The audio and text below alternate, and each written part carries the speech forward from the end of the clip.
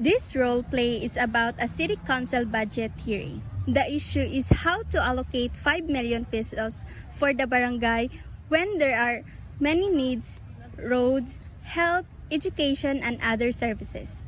Each council member and representative presents their proposal, and through debate, they learn the importance of transparency, compromise, and teamwork in making fair decisions for the community. Pose with the fans. Pose with the pose with the pose with the pose pose with the fans. Pose with the pose with the pose pose pose with the fans.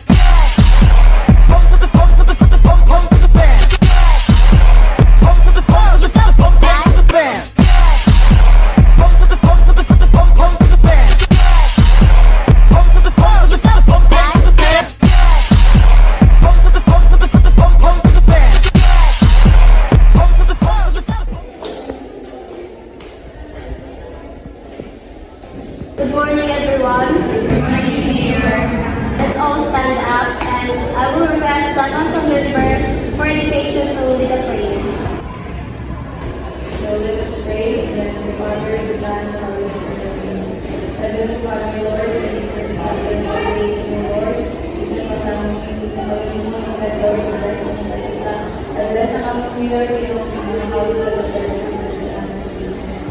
Just let me pray. Father, the Son, and the Holy Spirit. Good morning, everyone. Welcome sa ato annual budget hearing. Today, we will decide how to allocate 5 million for our barangay.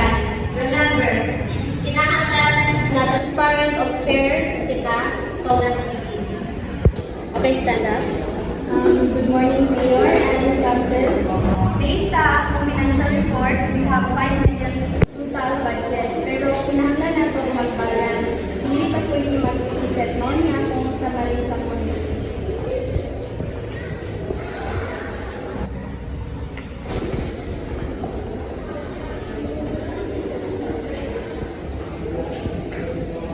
Kung hindi na ito tarungon, possible nga magkulang, so careful ta sa pag-alibig.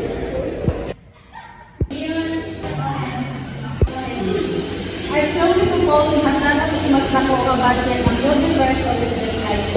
Daghan ba lang nagpilidoso? Every progress must take accessible ang budget. I agree na important ang kalsada, pero health counselors, consider sa dalan kung ang katawan magkasakit.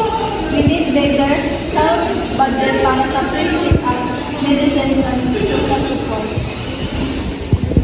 Mayor, ayaw pa rin tayo education that our school is kulang ng classroom of material. So, if we have a better future, we must invest in education. So, I suggest na mag-refund kita ng more para sa mga classroom, mga teachers, o supplies.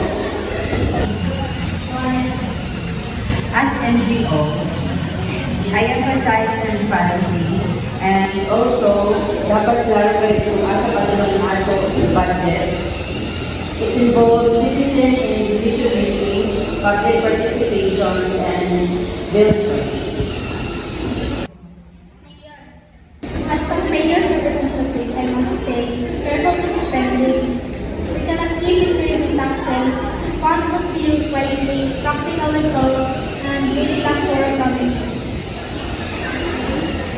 Gusto po na mo drinking system, permitted na sa mga area na di na mo makuwan, pero okay lang po kapag nasa infrastructure budget.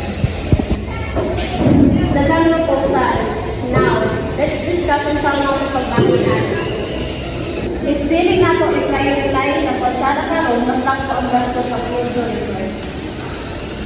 But if we don't prioritize for baka makasakit, wala gamit ang danan kung ang taong hindi lang. Pwede sa to reduce ang infrastructure budget and share equally with health and education. I support equal sharing basta transparency o klaro ang data. Basta bili ng sayang ng taxpayers will support. Let's make sure the budget is balanced.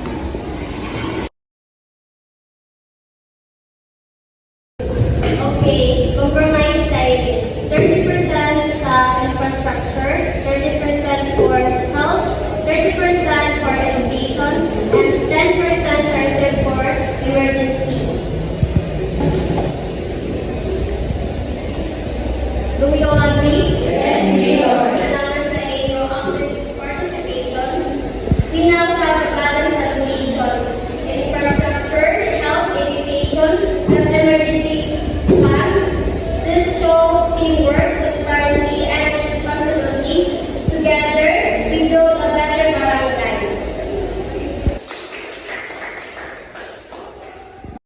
This role play shows that budget decisions are never easy, especially when resources are limited.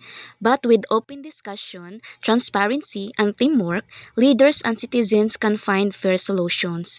In the end, true progress happens when everyone works together for the good of the community.